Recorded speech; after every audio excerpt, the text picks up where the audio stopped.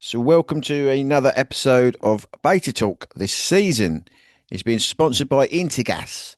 I really like their cylinder, which is a heat pump cylinder, and you will see a link in the show notes to go and have a look at that. So, today I'm joined by Rhiannon, who's been on the podcast quite a few times now, Rhiannon, haven't you? Well, she even hosted a podcast without me there once, a Beta Talk podcast. We've all been back. We've all come back from the installer show, so we thought it'd be good to have a chat about what Rhiannon saw in the installer show, because obviously it's sort of current affairs of what's going on in the heating industry. So, did you enjoy the show? I always enjoy the show, Nathan. It is my happy place. I really feel a sense of coming home. I remember the first time I went about 4 years ago, and just the smile on my face. I can still remember walking past everything. I was like, "Oh, I've I've found it. Like this is amazing." And every year, I've it's at different aspects every year. But yeah, this year was really, really good, and yeah, it's fantastic homecoming, really. You didn't wear your sparkly jacket though, did you? Or did I you? didn't. No sparkles this year. No, no, no, And no. were you on? Walmart didn't have a stand this year. They did last year, didn't they? Warm up. Yeah, we talked a little bit about our heat loss and a sort of software that we were doing last year. This year, we decided not to show anything, more because we wanted to go up and kind of absorb. It's a when you have got a stand, and anyone who's come back from install and knows how long it can take to recover after you've had a stand. It's hard work. It's a lot of output. And the problem with installer is you want to absorb it while you're there as well. And so there was a real kind of it was very deliberate that we were in absorption mode and just you know it fills me up. You talk about filling up your cup for all the things you're doing in the industry and interests and what everyone else is doing sort of for collaboration, futures, keeping up in touch with people, finding new people, and you know we did that this year. Yeah. How deep do you go into? Are you like me? Do you take notes? So I don't tend to have a notebook on me, but I do when I get back to the hotel. I quickly write down notes. Right, this I learned this, and these people are going to be working with these people. Do you do sort of similar things? Yeah, I do similar things. I've got a big chalk board at home that I kind of scroll things on. So, and I wrote some notes that yeah, kind of scribbled down along the way. I mean, my handwriting is really shocking, so I have to like scribble notes at the time. Or I've started using my phone actually, notes on my phone. That is definitely the way to do it, so I don't have to try and decipher my own handwriting. Well, as you know, we piloted the AI platform, which I think is the first ever in the world event show, and I've just seen one of the videos, and you're on the video. So we had a team of people, a specialist team that did some videos for us. We had over 24 hours of continuous voice recordings. So, like what you've just said, if people see something they like, or whether that's a stand or they've gone to watch a speech and they want to quickly get something, rather than writing it down on notes, they can just speak it into their device. It goes into this AI thing, which is looking for patterns, it's looking for keywords. And like I say, we had over 2,000 people contribute, and I think we had over 24 hours of continuous voice. So it proved really, really successful. And like I say, I've just seen one of the videos we did, and you're getting interviewed in it.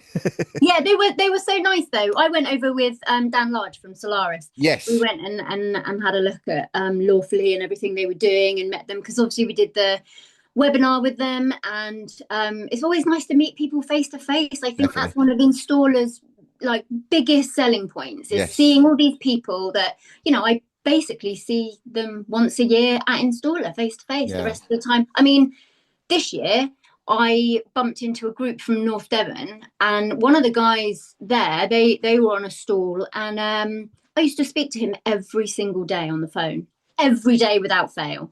And then I left sort of the local firm that I was installing with, and all of a sudden it's like this friendship that was there because you end up talking about other stuff and I'm getting married next week or whatever's happening, and I hadn't had need to have contact with them, so to bump into them it was just utterly gorgeous, and things like that really stay with you to see friends, like the guys at Kano.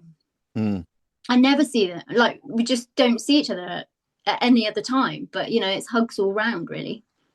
Yeah, I hadn't seen Tim for ages. Probably a year. And Barry and Amrit, yeah, they're lovely at Lawfully, and well, I've been chatting to them loads, because obviously we work together for this show, and but they're very nice people, and I managed to get them I managed to introduce them to a few people as well. So what were the sort of key takeaways coming from a perspective of you used to be working for an installation company, you know a lot about designing systems, you know, a warmer, which is similar, I suppose, isn't it? In some ways, designing and surveying and all sorts of things, working with engineers. And any key takeaways, anything that really stood out? So, training. A lot of stuff on training, a lot of kind of hype about sort of a big learning kind of push. I mean, everyone's got a book out, right? So there's lots of sort of heat pump books flying about, all really good. Whatever, everyone learns in different ways. Someone's going to like the way something's written compared to how something else is written, or the diagram in one is better, for them than the diagram in another. So, I thought all the books that were coming out was a real indication of how the industry is moving on, and they're all heat pump books. So over the few years that I've been going to Installer, every year the heat pump like manufacturers, they've just been more. It's just slowly started to push. For me, it felt like, and obviously I'm not as interested in boiler manufacturers, so I accept that there's an element of bias coming from me. But the learning and the concentration on heat pumps, and the fact that it's the future of the UK heating industry, I did really feel that. We've had a couple of years where we had a little bit more solar presence, maybe. I mean, there was still solar there. It was fairly concentrated, and there were a good few talks on it. And I think that's good, because I think a lot of people who maybe do heat pumps get asked a lot about solar, and so there's an element of learning. And solar's pretty good. It's a good, if you can have it as an additional installation for your company, then great. What else did I notice? Yeah, a lot of training talk. So I went to a really good talk with that Joe Alsop from the from Warmer team was on, with like Graham Heron from Valent, Stephen Knight from MCS, and Andrew De Beer, and Kimbo was watching that with me as well. So a lot of sort of concentrating on getting that up to scratch, and I know that's sort of quite close to your heart as well. That's definitely my favourite topic, isn't it? I unfortunately I missed that one. Was that at the Plaza or was it at another stage? I can check my notes. I think it was probably. Oh no, it was in the hall 4 up towards the back. So what was that? It wasn't at the Plaza. No, Installer Futures. Right. Makes sense. Clues in the name. Yeah, but also, Nathan, that's the other thing with Installer, is you can never do everything, and they put things on at the same time. So like your podcast was on at the same time as the Minister for Energy Consumers was doing her talk. That's So yeah. there are a lot of conflicts of interest there, which you can only do your best. Yeah, it's very hard for the show organisers because it's such a popular show, and it's very hard for them to sort of to orchestrate it all. Yeah. They know my podcast is popular. I've been doing it there for a few years now, and they obviously know any minister talking is going to be popular. And there's lots of talk, which is something we're going to be doing with this AI platform for the future ones. Yeah, we can utilize that. Just go back to this speech you watched then about training, because Yeah. obviously that's my favourite topic. What were key takeaways from that again? Key takeaways were, one quite big one was, how do we get the right people in to deliver how do we get the right people in to deliver the right training, but how do we also keep them current? Because you and I have both taught, and when you're teaching, you're not necessarily sort of in the field as well or learning. When I was teaching, I wasn't being a researcher at the same time. When I was a researcher, I was keeping up to date. I was going to scientific conferences. I was speaking at scientific conferences. You were very on the cutting edge. And then when you sort of go into more teaching, you haven't got capacity to do all of that stuff. So they were talking about, not as a danger, but as something that needs to be kind of considered for anyone who does want to come in and who wants to get involved in training, is being able to keep that, because it's moving so quickly, this market, this industry at the moment. It's kind of moving really at a pace, and things are developing, and keeping people current, keeping trainers current. That was one of the big things, which was quite interesting. I mean, I've only just released it, so I don't know if you've managed to listen to it. And you're one of the avid listeners to my podcast. So I did a podcast with Ian Edgeworth, who's one of the authors, and we were talking about this thing of like, so there's train the trainer seems to be a bit of a buzzword recently. And one of the things Ian picked up on, which is a very good point, is it's very well trained as being current and relevant in their vocation. But what we kind of probably are seeing is they're not relevant or current in how you teach. So when I was a lecturer, teacher, tutor, whatever you want to call us, I was a dual professional. So what that meant was I had to keep up to date with professional development around the industry I'm teaching. So I was teaching plumbing. Obviously got people teaching bricks or carpentry. So I was keeping up to date with that, which was very, very easy for me because I've always kind of been in the industry. But I was also keeping up to date with learning theory and stuff that I'd learned from my PGCE and when I did my degree. So my degree was very much based around learning. Now I had a bit of an advantage. Most tutors that you find in the college never, never, ever keep up to date with professional development. I mean, if you ask them if they read any sort of the latest journals on around education, I mean, they'll look at you as if you're talking to them Yeah. from another planet. But it is quite important. So it doesn't matter how good you are at knowing your own industry or vocation. It does help if you are constantly keeping aware abreast of developments in sort of the world of learning. How do we get people to understand the stuff that we know? So that's something interesting. I don't know if they discussed that at the talk you saw. I'm not sure. Well, I mean, more recognizing it as, as sort of an additional something to consider. Got to help people who do want to train to do it well.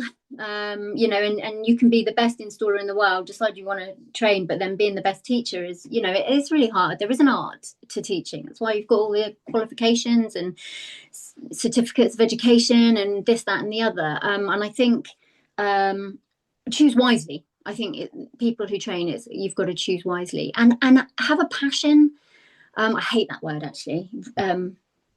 MasterChef ruined that for me, but have that, real interest and thirst for knowledge that you can't quell, you can't quash it. It's always there, like you said. I think, and you've got to choose those people wisely. You've got to be a bit careful. Did you ever go on the heat pump training course, like the LCL Awards one or the BPEC one? No, No. I never did. I looked at it but I was actually on the tools and I was learning kind of more at pace and I did a couple of manufacturers trainings and stuff like that. It's a shame you didn't go on it because you've got great insights. I love listening to your insights. So, for you to sit in that, because you'd have been interested in doing it anyway, Yeah. of course, and then for you to sort of feed back to the industry what it actually what actually goes on it, the course, and is it good, etc., etc. I'd do it. I would do it now. Mm. Absolutely. I do love sort of, I always talked about learning as kind of, get your foundations right. It's levels. You've got to build on levels. So start with the absolute basics, get the foundations right. Then you can like add these little bits with a bit of repetition in as well. And I think that I would happily sit on either of those courses and do it. Yeah. It'll be interesting. And anything with obviously you're a woman in the industry, same as Joe. You've mentioned Joe. I mean, there's lots of women in this industry. A lot of them are in the background. I mean, I've just been on the phone to Sarah Baker. Sarah's at Stelrad, I've been at Stelrad for about 12 years, and I've kind of got family history with Stelrad. Wait, I don't want to bore everyone with it, but it goes way, way back. Stelrad are interesting. They make radiators, and anyone that's listened to this podcast knows me. Radiators are really, really important. Mm. What we call the sink. And I was having a chat with Sarah because she was keeping me up to speed with that because they've got something called the Green Compact, which is made out of a recycled steel. I'm trying to think what the name is. X-carb, acetamithyl X-carb or something. But it's made all with an electric arc system. Oh, So it's wow. really interesting stuff. But it's so hard for me to try and keep up to date, and I didn't manage to get to see Stelrad at their stand. Um, I saw their stand, oh, did you? and yeah, I saw their stand, but I didn't really have time to engage, or I didn't know about that. If I see, this is why your podcast's so important, Nathan. I didn't Yeah, know. well, I think they're the only one in the world doing this now. So this furnace where they're made is 100% renewable electricity. The green compact will get sent out in. It's got no plastic packaging, that kind of Yeah. thing. Because obviously, if you're a radiator company, most people think radiators are a bit boring, press steel, etc., etc. But I mean, Stelrad have been around a long time. I mean, their history is kind of Swedish. Arga owned them back in the day, back in about the early 30s, mid 30s, and they've had some sort of leverage sort of buyouts over the years, and then they went PLC. They floated in 2021. Like I say, I've got some family history because they used to be part of the Ideal Standard Group, so the Ideal Boilers that we all know, that was part of it years, and that went to Group Atlantic. So I've always been interested in Stelrad and what they do. So yeah, I was just keeping up to that. So Sarah's behind the scenes. Most people won't know Sarah, um, and possibly Joe's quite behind the scenes now in a way, isn't she? I didn't. Yeah, Jo. Yeah, she's been concentrating a lot on Academy, Warmer Academy, and getting that up and running. So her head is very much in the training zone. But yeah, Jo's been. I think she's going to come out from behind the curtain, as it were, a little bit more. She wants to get back into that, and in front of people and making a difference, and sort of having whatever contact she can with government, this, that, and the other. I mean, I saw Leah's talk as well. There's always Leah always does a really good talk. Always. Cuts through a load of rubbish, always happy to say, learn from my mistakes. And this was my mistake, which I think is really brilliant. She was really good. Other women, I bumped into Nicola Lazenby. That was lovely. Yeah, yeah, Really like yeah. Nicola. Who else did I? Oh, and obviously we have to mention Emma Bowen. Well, Emma Bowen won her award. So I invited Nicola Lazenby from the Energy Department to dinner at the Merit Awards where we saw Emma win that. And while they were introducing, so they do a bit of a nice introduction. They say what their sort of next winner is going to be, and I was also sitting next to Madeline. I sort of invited Madeline from Leicester to this dinner table thing, and they introduced. I think they said something like, "This lady's been involved with heat pumps before MCS existed." So I turned to Nicola and Madeline. I think, well, that's just there's only one person that can claim that. That's Emma Bowen. Now I know Emma really, really, really well, and she would have told me if she was going to get an award. I kind of knew about their merger and acquisition before most other people. I saw, we chat all the time, and I think, well, she hasn't told me this, and it's because she never knew herself. Her sister had managed to keep it a big, big secret from her. Where there's a lovely video going around of Emma on the table when mentions her name. She had no Yeah. idea whatsoever. No, there's some great women. Emma's brilliant, and Leia is great at speaking now. I mean, she rang me up just before she went to do the speech at the for the Energy Security and Net Zero Committee at Parliament or Westminster, and she was brilliant at that.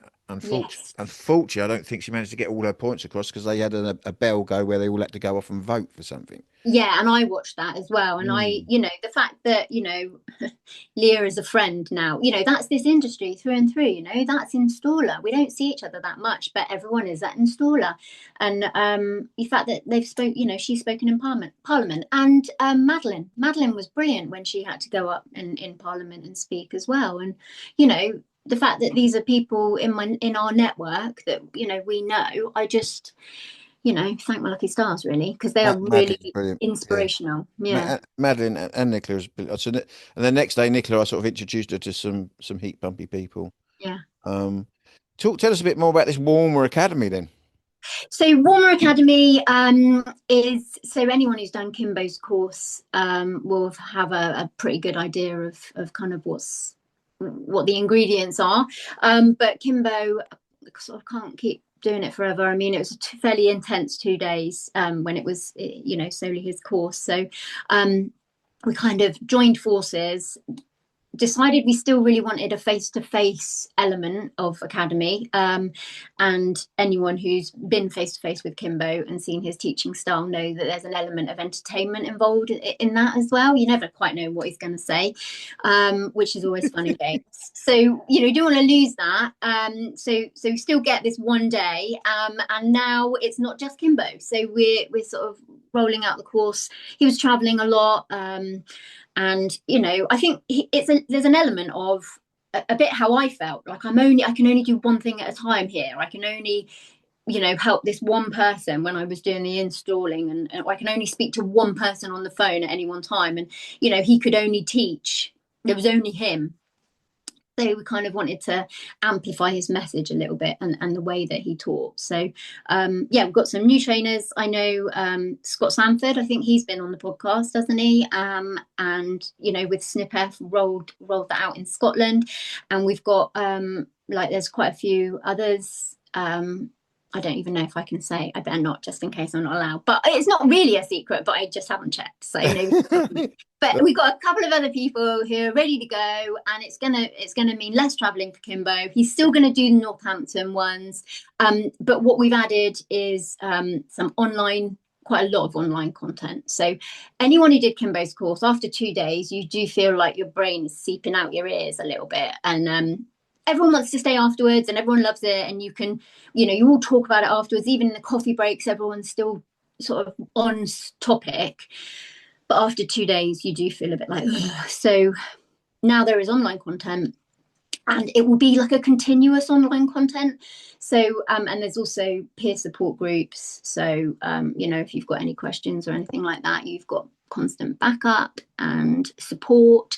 And I bumped into a couple of guys from home again. So 2 installers who they've been on Kimbo's course before, but they went on one of the pilots when he was trialing and figuring out how much he could crush into this first day. Yeah. And fortunately, I bumped into them in installer, just grabbed my arm, and a guy called Steve Reynolds, really good guy. And actually, story is, when we first moved down to Bideford, had a 6-month-old baby, didn't know anything about plumbing at all, had a leaky tap. We phoned Steve, he came up. I think it was just, when it's an easy plumbing problem, he fixed it. He didn't charge us anything. And we were so grateful. We just moved into this house, and things go wrong and stuff like that, and same guy. Oh, that was nice. Yeah, see him, he's got a nice yellow van that we kind of bump into each other all the time, and he's booked to come and look at my heat pump. They want to start installing, and he's going to come and have a look at my install. So right, got you. So the Warmer Academy, is that based, is it more for people that want to get into heat pumps? Is it teaching, because obviously when Kimbo first started, he was teaching hydronics, so that was for anyone and everyone. So it's you're still doing boilers, Kimbo was helping you understand how to do boilers better. So is it kind of still that essence? Still that essence. I think, because you've got people who want to get in heat pumps, great, but also how many people are still installing boilers, or even just to have it's that understanding hydronics, seeing the benefits of low temperature design and the use of things like weather compensation. I think he still asks if anyone's fitted weather comp controls at the beginning, and often there's many people who haven't. So just introducing this kind of, it's a switching mentality, isn't it? It's not just chuck it on the wall and everything gets hot and everyone's happy. It's having that real thought process, and the people who come want to be good, and you take pride in their work, and we want to help instill that moving forward, really. I think everyone in the industry does. Certainly everyone who goes to installer has got that kind of mentality. Or everyone I speak to installer has got that kind of mentality. And I think it's looking up, looking around you, realizing where we're at in the industry, and how you can be better, make less mistakes. That's one other good thing too. It's interesting what you said about how, Kimbo would ask, who's done weather compensation. Hmm. What interests me is, you know, the general awareness around this whole thing of how heat should be pushed into a home has increased. So, there's Yeah, civil servants I know in the energy department that really understand this. What I don't understand, so you've had people like Kimbo pushing it. You've had Joe has yeah, been pushing it, and Richard Burrows. So these entities pushing it, and yet, most engineers out there don't understand it, and so you have to ask the question: well, why aren't manufacturers pushing? Because it's just so simple. If the whole country, because we're putting in boilers, left, people's heating breaks down, etc., etc. If the whole country tomorrow just realised, oh right, this is the way you put boilers in there. Right, we'll do it like this then. yeah, And you've got a few things happen. You've got engineers start to understand. Okay, radiators don't always have to have hot water. They never really had to, most of the time. You got homeowners, people that are living in homes, understand. Right, radiators don't need to be super duper hot, and because not everyone can afford a heat pump straight away. But if you just do this one thing, get people. But you've had Kimbo creating awareness, and you've had Richard Burrows and Joe. Why isn't the wider industry, the wiser discourses, the third sector? I mean, Nesta do. I know because Nesta do some really good stuff. It just seems such a simple thing to do. Really get people to understand, especially the engineers. yeah. But that doesn't seem to be happening quickly. Well, that's the key word. I think it is happening, but not quickly. But one of the things that was talked about at Installer was having like the same messaging across all different factors in the industry. So even coming from government, to manufacturers, to installers, to the training centres, everyone having, and I think maybe it just takes a bit of time for that kind of communication to align. I think the more we talk about it, the more you talk about it in your podcast, our training, all the books now, because all the books that are out there are going to mention that thing, and then books for installers, and then books for homeowners, and then podcasts, and then, sort of government campaigns and all that kind of stuff. And then add that to manufacturers' communications. I think, it's really good. I mean, one of the good things that I heard from someone who's speaking sort of from a manufacturer. It was Pete McBride actually from Mixergy, and he was saying about leading from example, because I think a message is so much more powerful if you can say, this is my story, this is what I've done. I'm not just telling people to do it, I'm showing that I'm doing it too. But it's having all of those communications aligning really. And I think the more people in our industry who can talk about having it, like MP, ages ago you said MPs should have heat pumps. I remember you saying that on one of your podcasts, and it's Mm, starting to trickle in, maybe, but they need to mm, talk about it more. Ed mm, Miliband needs to talk about his heat pump mm, more, all the time, using the same words that we use. mm, Let's know what manufacturer he used. Let's know, who did his install, even, how he found it. I haven't managed to find much information on that kind of thing, that kind of topic. And I think when all of that can align, I think the messaging will get faster. I think it's getting there. But getting installers to talk about it as well and to accept it is really important, because they're the guys that are going into people's homes. mm. And then I suppose we still got the challenge of it's a lot of money for lots of people, isn't it? Absolutely. Price is a massive factor. That was one of the things, though. I went to Miata Fambulla, I hope I've said her name right, her talk. And she talked about the cost in the two things, that it's still like that upfront cost is still huge. And I know the bus scheme, and I report on stats on the bus scheme, and that's going pretty well. It could be going better, and it could be moving faster. But she talked about seeing that as a problem, and she talked about the problem with short-term funding from government, and how businesses would struggle in sort of regards of like security and job certainty. And you set up your business to, I don't know, do eco 4 or something like that, and then all of a sudden it's coming to the end of the eco 4 round of year, and then sort of the knock-on effect of that on a business. And then she also talked about the spark gap and the cost of electricity, and the importance of rebalancing that if it's possible. Big things. She talked about big things. Yeah, that thing does get talked about a lot, though, does it? Every single speech you see people involved in this, that's get. But we'd like to see something being done about it, I suppose.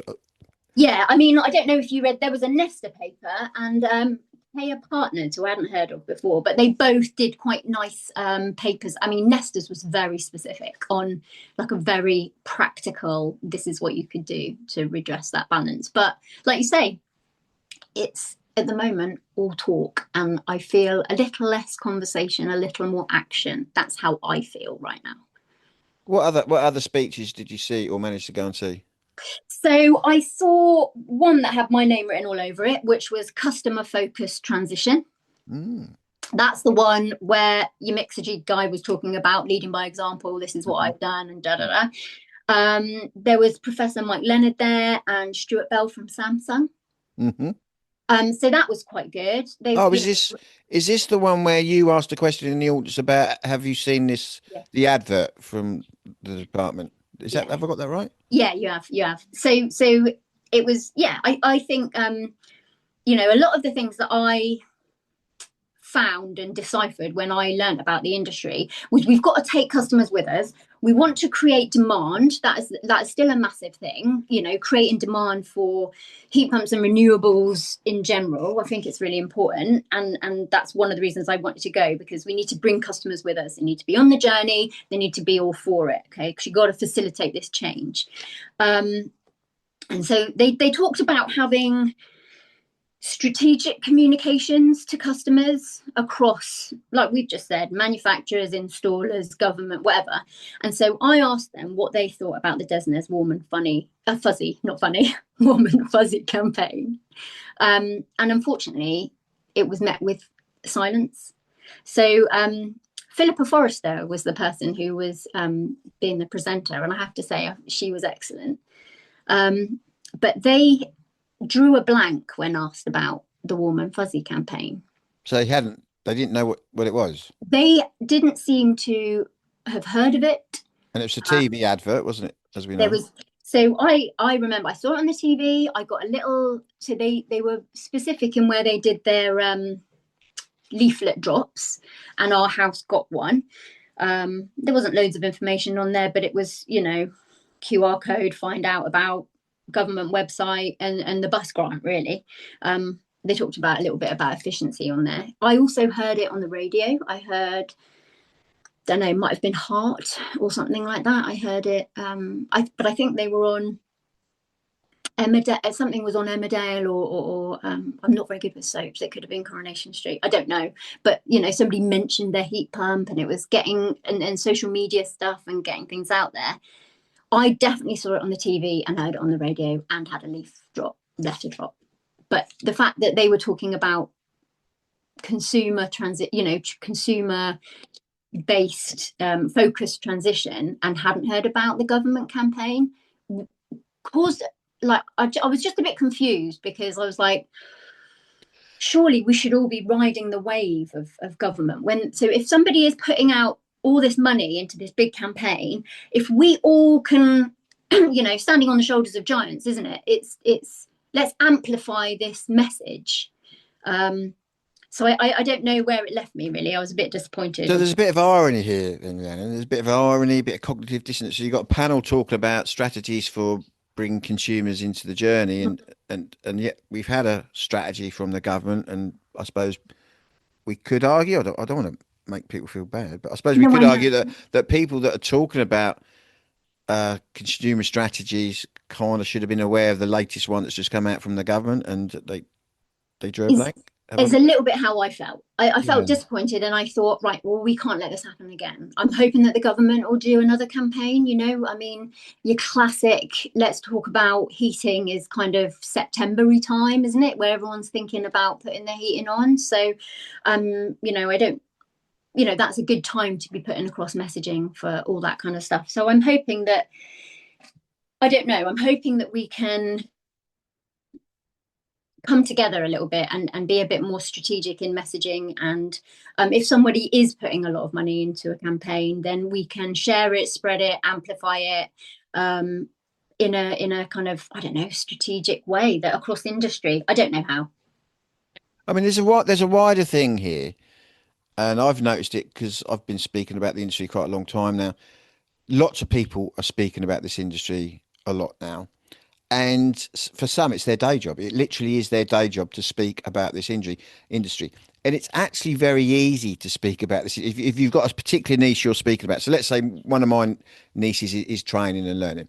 So I can speak about that. I kind of know the buzzwords, but no one really would know unless they knew me. Well, is he that vested in it? Is he that passionate about it? And obviously, lots of people do know me. So that's people like yourself. So we are always talking about it. But there are definitely people speaking about this industry all the time who, if I'm honest, are they really researching what's going on? Are they keeping up to date with everything? And well, I can answer that question. No, we've got some of them, and we're talking about some very, very high profile people sometimes that are very, very embroiled in this whole discourse now. They get suited and booted. They can sound very good on the platform, very good on the stage, make it sound as if, yeah, we're all moving towards this goal and rah, decarbonisation and climate change targets and all this. But when you actually ask them some simple questions, and bearing in mind some of them have been speaking about it for quite a few years now, they're completely flummoxed. Hmm. And I think that's actually a big problem. And I'm kind of well known for sort of nudging, I suppose is the right word. Some people probably, so that's a bit more I'm a bit more rambunctious than that. But this whole third sector, we've got a massive third sector talking about the industry that a lot of engineers have been doing. There's a lot of engineers out there really, really working hard day to day to day. They can't get involved in all the talk. They're just doing the stuff. They're doing the stuff we need and what everyone's talking about we need. But yeah, there is an issue with how much talk is going on, and there's nothing wrong with talking about stuff. But if you probably should start to some of the people that are just talking about it, and some people do, should probably get to grips with really understanding this industry a little bit better.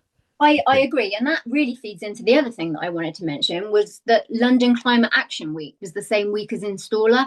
So in my mind, and this might be completely unfair, but you've got all the conversations that are happening around climate action, and then you've got all the people who are actually doing stuff at Installer. Do you know what I mean? There's a real sort of, and we don't want that to be separate. Like I felt it's something that I would have gone to. I'm sure I would have heard inspirational talks. I know that Greg Jackson was there. Greg Jackson being at Installer last year was a big highlight for me. He speaks incredibly well. He is connected, and he talks a lot of sense about sort of all the different stuff that an Octopus are trying to do.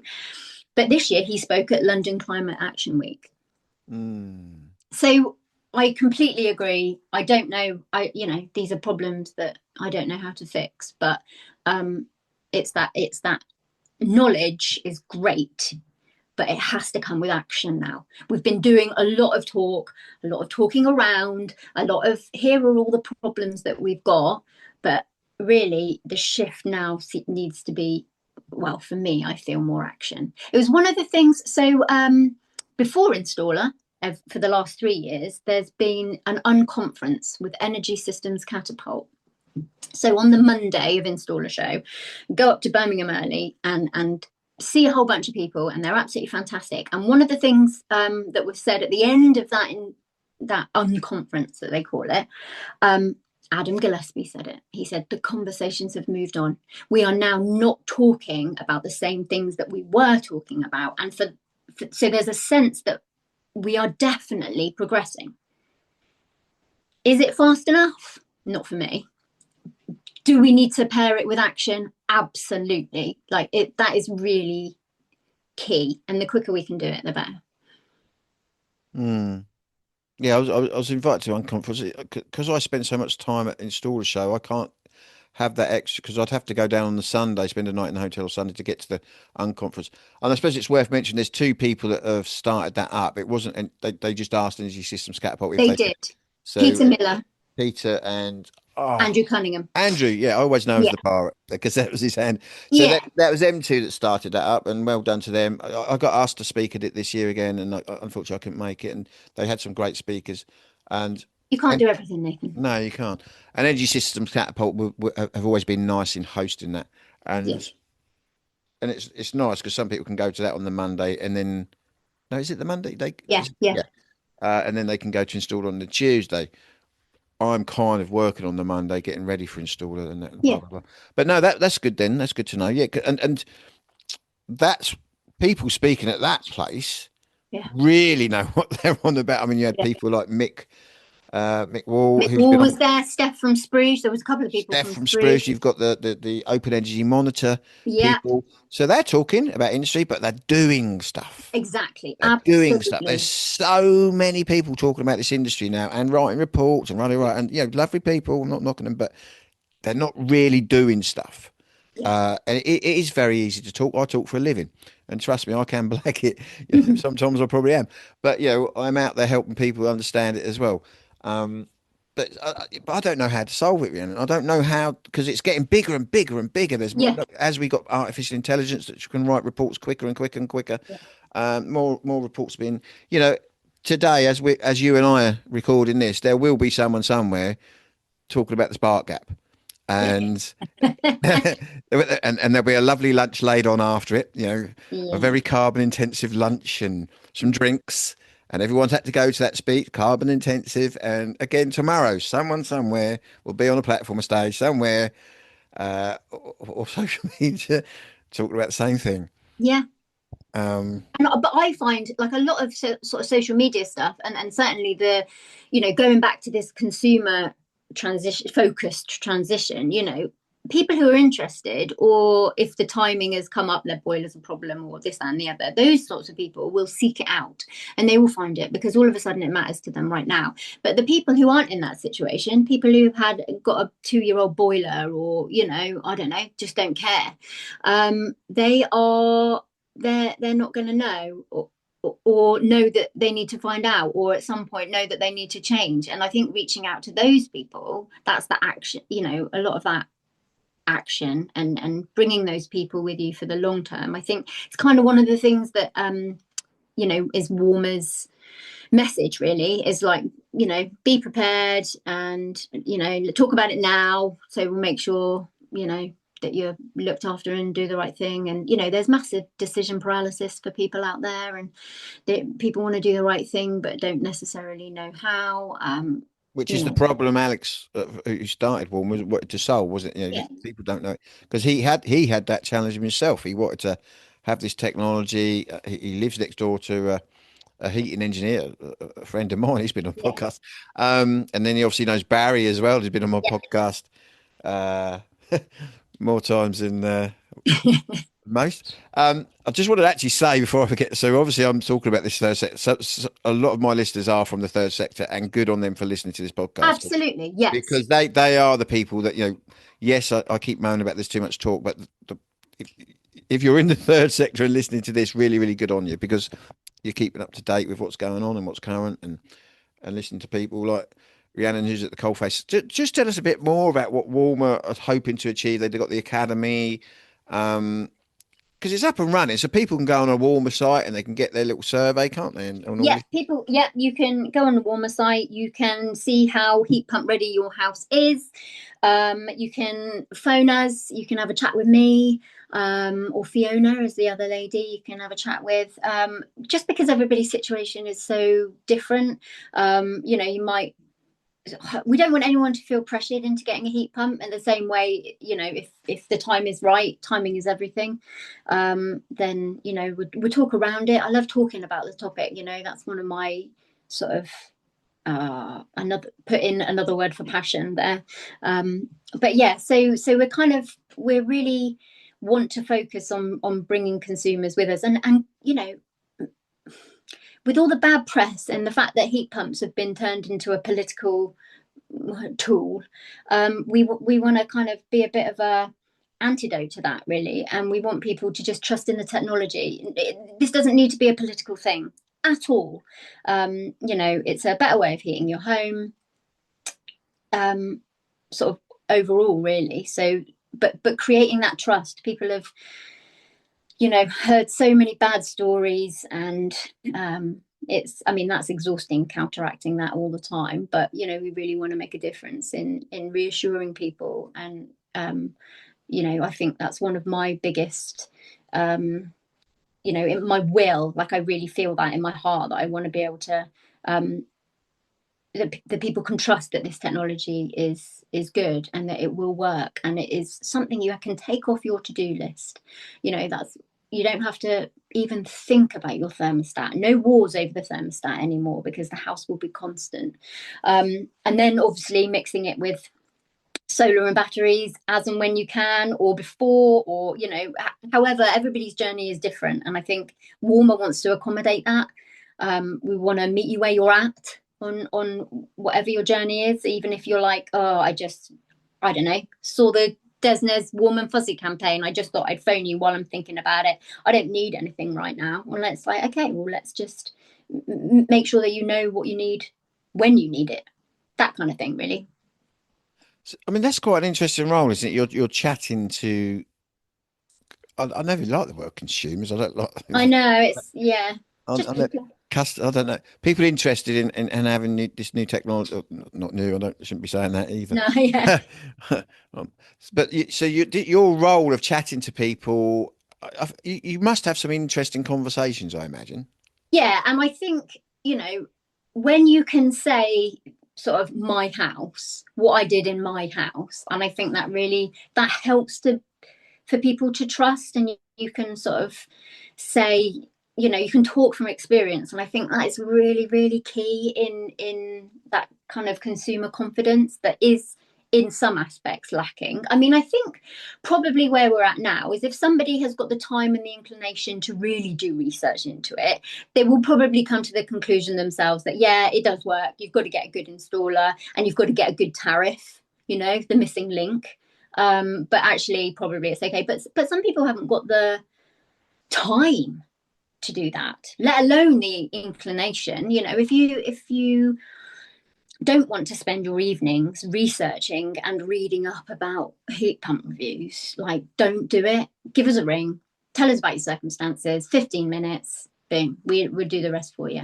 But it's that kind of stuff. I really feel, and especially coming like from a female perspective as well. And, I don't know, like I've spent a lot of my time, that dyslexia rolled in there, often feel stupid. You often feel like your question is a stupid question. I mean, I had to get a PhD to tell myself that I'm not stupid. Do you know what I mean? There's elements of this kind of, well, your brain does crazy things. But I think a woman phoning a woman and being able to ask those questions and not having the fear of sounding stupid, I think is really vital. And when I did go out and do surveys, I noticed that women in the household would stay around. They would sit down with us. They would discuss. One woman said, "Oh, I wouldn't normally stay, but you're here, so can we do that?" One woman, round of applause when I rang the doorbell. So stuff like that, and I think it's quite important because more and more women live alone, and they want to be able to trust that somebody's going to speak to them on a level. They're not going to talk down to them. They're not going to assume that they know anything. I think I can still remember when I didn't understand heating at all, and I think me being able to remember that is key in how I talk to people. Like, I can talk you through it if you want. If you don't want to know, just, you don't have to learn this thing. All these other things. You're a nurse, you're a, I don't know, teacher, you're a doctor, whatever you've got, your knowledge, you can keep it over there. If you don't want to know about heating systems, then you don't have to know. No one's going to think differently of you for that. Your subject matter is specific and elsewhere. And I think that's quite important as well, because people think that they have to come into this, and if they're going to change to a heat pump, then they need to know about the refrigeration cycle and how stuff's going to work. And you don't have to know any of that. You mentioned your PhD there, yeah. You and I have had this little idea, haven't we, that we might do a research paper. Yeah, I miss research. I think I do my own research, but I think being on the cutting edge and finding something new out is, it tickles my taste buds, and I think it would be lovely. Well, obviously, I did research for my research degree, and I had to study people like Vygotsky and Piaget and all these other learning theorists. And because this is something we've seen, there's a bit of a gap in research around specific training in our industry, isn't there? Mm. There's lots of research around learning and education. Unfortunately, a lot of that research is coming from the education industry, and that actually might be a big problem. There might be some bias there. Um, but that's something you and I have thought about, isn't it? And I think the Yeah, I like industry the needs. idea of with research, I always thought of it as a jigsaw puzzle. So you're just adding your little piece to that Mm. puzzle so that someone else can then fit the next piece. And then we can see the whole picture. That's kind of how it works, and that's what I like. I like a bigger picture, being able to stand back, look at the bigger picture, but then adding your little bit of your little one jigsaw piece there. Um, yeah, and I think we could do something. I want to throw some ideas together. Now, obviously, at the installer show, coming back to that a little bit, with lots of manufacturers exhibiting, have you got any personal views on whether manufacturers could be doing something different? Should it be doing something more? Are they a big part of this puzzle? What's your thoughts on that? Yeah, I think I like manufacturers. Just want to say that first of all. Could they be doing more? Almost certainly. Um, I think it's tricky then as to how that can roll out. But I think you know, I, there are some manufacturers who are happy to engage, some maybe less so. But I think, again, that's that bigger picture. And I think if we could have, I don't know, do manufacturers ever all get together outside of um, Mhm. installer, or is there a manufacturers working group? Are we all going to say the same thing? Shall we all add this and change our wordings for this? Shall we all advertise, using this terminology or anything like that? Do you know if anything like that happened? Well, there's lots and lots and lots, and I'm going to throw in a few more lots and lots and lots of associations, institution, councils, and then there'll be working groups, etc., etc. So yeah, there's a lot of times when all these manufacturers are meeting up. Now, I've been quite critical of them lately. You know, and it's not too, I feel bad about that because there's some lovely, lovely people involved in with manufacturers, and these lovely, lovely people are going to these sort of working groups within these associations. But you don't need to be a rocket scientist to work out that the leading organisation, let's say the HHRC, I will name it, you know, you can look at our industry now because no one was really looking at it back in the day and say, crikey, what went on? Why were we selling boilers and prepared to sell boilers that were prepared to break down after 8, 9 years? That's not really, we're not controlling them properly.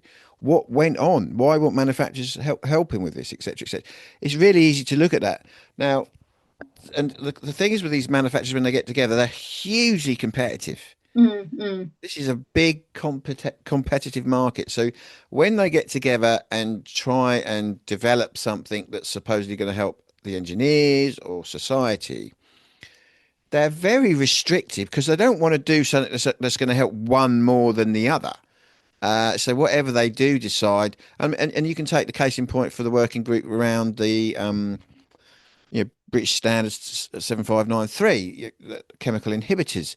And I was on a panel for this for installer. Now, if you're going to use chemical inhibitors and use them very scientifically, yeah, great, they work. But when all that industry came together, that are hugely competitive, they missed out some really crucial information about how you can keep your systems clean and reduce corrosion. One being low temperature. So you got the whole world talking about low temperature. mm, You lower the temperature, it does reduce the rates of corrosion in systems. Now they forgot to mention that at all. mm, So they could have done a really, really big thing about, maybe we should be using dynamic flow temperatures now, rather than always pushing out really hot flow temperature you had, a static flow temperature. Use dynamic. So most of the time you've got really low flow temperatures in your radiators. We're reducing the rates of corrosion. No, didn't get mentioned once because whatever they do mention, whatever these manufacturers do mention, they kind of want to maintain sales because if you don't, we've got some big, big, big players now in this industry that are in quite critical situations with sales. It's very unprecedented. I'm not going to probably name names yet, but it will be a discussion coming up. We've had whole shifts disappear. We've had whole commercial departments disappear in the industry overnight. We've had people being made redundant with extra money to not say anything on social media. That's going on. It's very, very strange. I'm always worried about what I can say, what I can't say. mm. Obviously, I'm allowed to say more because I'm independent. I kind of can say what I want to say, but I don't like upsetting people. Some very massive changes. I don't think the Heat Pump Association. I'm being a bit lovely people in it, but I'm being a bit critical, and I'll maintain that criticism around this heat training grant because there's a lot of us know that it's not working, and it's taxpayers' money funding it, and they're maintaining the line that it's successful. Same as a lot of people in government, the energy department, really really nice people, but they're maintaining the line over this heat training grant that it's working, and it's not. It's very very easy to evidence it's not as well, which is quite curious to me. Something that we could look at. Oh, women in the industry. I was just going to mention, we mentioned Charlotte Lee, but also Olivia Smaley. So Olivia was there at the Young Conference with energy systems catapult, and I always yeah, feel so sorry for Olivia because she's the face behind the social yeah. media for the heat pump. And she's probably thinking, because I know her, I've met her a few times.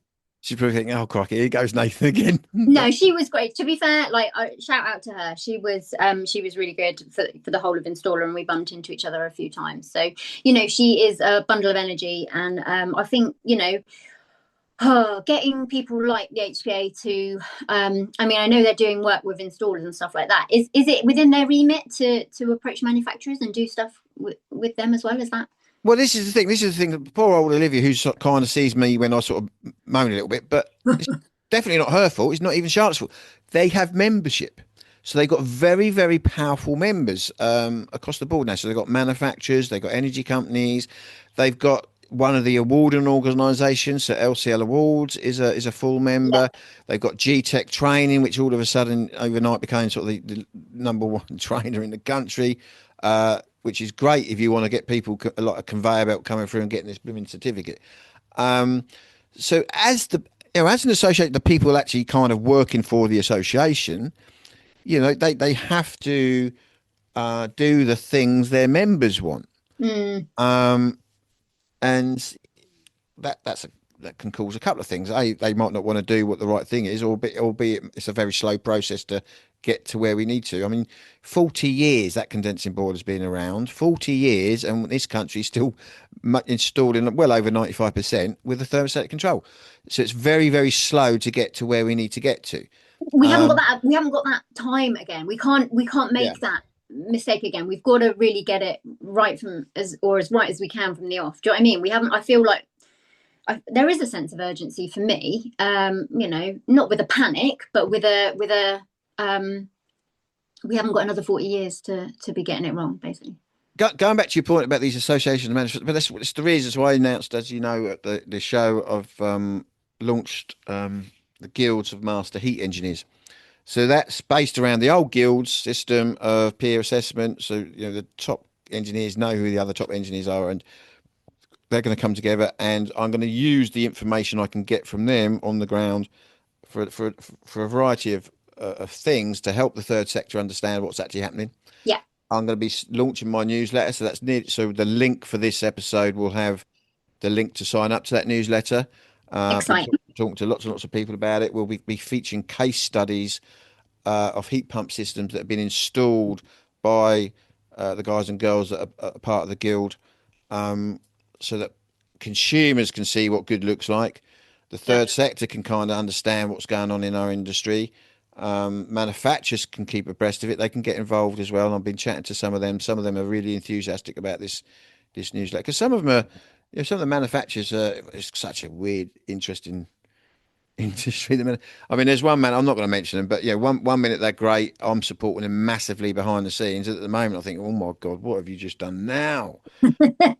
And engineers are sort of moving away from them. So yeah, very fluid, very agile kind of flux thing going on with manufacturers, especially with heat source and energy moving manufacturers like your heat pump manufacturers. Stelrad, that's why I'm chatting to Stelrad. I like Stelrad. They make a radiator. We know what radiators do. We can make them better and more carbon friendly. yeah, Everyone's happy. But some of these heat pump manufacturers, I mean, if you've got a heat pump manufacturer and they're not getting spare parts out to people in 4 or 5 weeks, yeah, that's a big problem. yeah. Maybe forget about some of your marketing stuff that you're going on and doing and concentrate on the real stuff that engineers need and consumers need, because otherwise we're going to have big problems. So the manufacturing world is in a state of flux at the moment. Yeah, I think that's fair. And going back to installer and sort of the buzz around that, one of the standouts was the new Grant R290 unit. Everyone kept telling me about it, and went over and had a little chat with them and the controls, and then linking that in with your sort of inhibitor, and you can never mention sort of water quality without mentioning Ricky from Theraflush, and he just put it on LinkedIn. He's installed one of the new Grant units, so leading by example again. He can now talk for, it's another example of Grant or a Grant, yeah, Grant are a great example. Now, I've been a little bit critical of Grant over the years, but the great thing about Grant is they are agile enough to move with what installers want. So Paul Wakefield, who set Grant up in the UK, he was a friend of my grandfather's. They used to drink schnapps out in Norway because obviously Grant is associated with the oil burner industry, and that's what my grand. And then Anna, his daughter, bit like me, I grew up in sort of this industry, and she's grown up in the sort of industry, and she's one of the first women involved in renewables, bar none.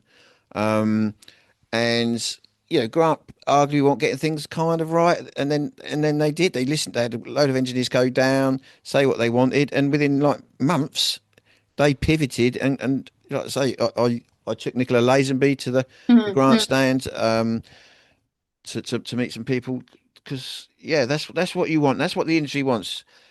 If you aren't doing something quite right, hold your hands up, and say, all right, let's see how we can do it better. Let's see what the engineers want, and away you go. So very happy with what they're doing. And a lot of the engineers I know will be switching to Grant very soon because of some of the iterations they've made. Yeah. Yeah, good on them. Um, and hopefully, well, like I say, it's a competitive market, so there are going to be some people that fail. Unfortunately, I think. Yeah. I mean, I went to Ish this year. I was lucky enough to go out there, and I mean that's on another level. Heat pumps everywhere. I think it was the same week that a politician was saying, "Oh, heat pumps, blah blah blah," and I was like, "Wow, if you could just be here." I think it was Kimmy Badenoch actually, but it was just like, "Wow, if you were here, you just could not say, you know." That it was a, I don't know, dying industry, or was never going to get off the ground, or whichever way sort of she put it. But um, Europe is a massive market, but at the moment, the UK, we're still kind of.